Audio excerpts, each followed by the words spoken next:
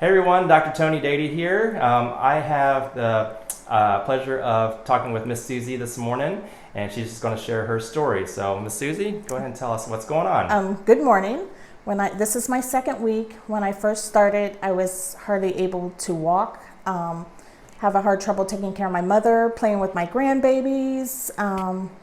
Very hard to work. Very uncomfortable. So, since you've been starting our knee program over here, what changes have you noticed? Like I said, this is my second week. Now I'm almost able to squat. The pain is not there. So excited about it. That's awesome.